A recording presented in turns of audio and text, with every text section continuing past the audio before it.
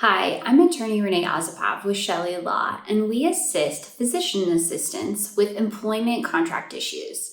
Today I'm answering the question, does a physician assistant have to pay back their bonus if they terminate their employment agreement early? The answer to this is it's likely. Now again, every employment agreement is different, but from our experience and the vast majority of employment agreements that we have reviewed over the years, normally when there's some type of bonus, and when I mean bonus, I'm talking about a sign-on bonus, commencement bonus, any type where you get a bonus upon signing or upon starting your employment. There's normally some type of payback provision or payback language or forgiveness of the amount language in your employment agreement. So you always want to make sure you read it really carefully. When you're offered these big sums of money up front, it's very attractive, but you want to make sure that you read the whole employment agreement because there is normally some type of language in there which requires you to pay back either the full amount or a prorated amount. So let's talk about that. So normally there's two ways that this is structured. So the first way is if you terminate your agreement within a specific period of time, it's normally anywhere between 1 to 3 years, and it will say in your employment agreement. If you terminate your employment before then for any reason, you'll have to pay back the full amount. Now, what's dangerous about this and what you should look out for is when they say the full amount, when you receive that bonus, it's considered income and therefore taxes are taken off the top. So let's just say the bonus is $10,000. You're not going to receive the full $10,000. You'll receive the amount of money minus any taxes. And when you have language in your employment agreement that says if you terminate it, before this specific period of time, you have to pay back the full amount. They mean the full amount.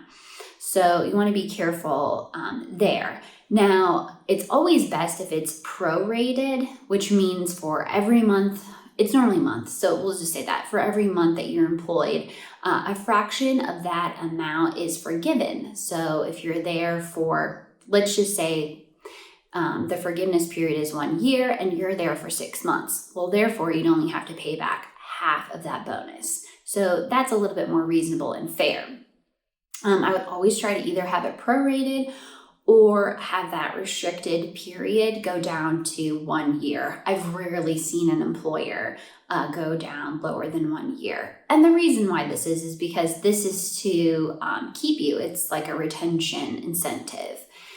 The other thing you want to keep in mind is relocation expenses or a relocation allowance. If it's structured like a bonus, typically there always is some type of payback language in there or a period of time until it's forgiven. So you want to double check that as well. So relocation allowance, relocation bonuses, commencement bonuses, signing bonuses, sign-on bonuses. Look for that language. If you're getting one of those, I'm almost positive that there's somewhere in there that says that you have to pay it back if you terminate your employment early. And then lastly, it's probably a little bit more rare is if you get any type of bonus for student loan forgiveness. I have seen that. They may give you a lump sum upfront to pay back your student loans. And if you leave within a period of time, you have to pay that back. So basically, anytime your employer wants to hand you a big sum of money, there's normally going to be some type of requirement, and it's normally that you stay employed with them for a certain period of time. Otherwise, you'll have to pay that back or a portion of that.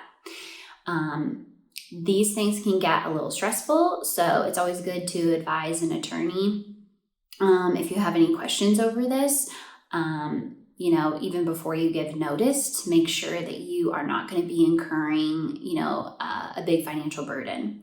So if you'd like more information on this or to speak to one of our attorneys, you can check out our website at Chelle Law, CHELLE law.com.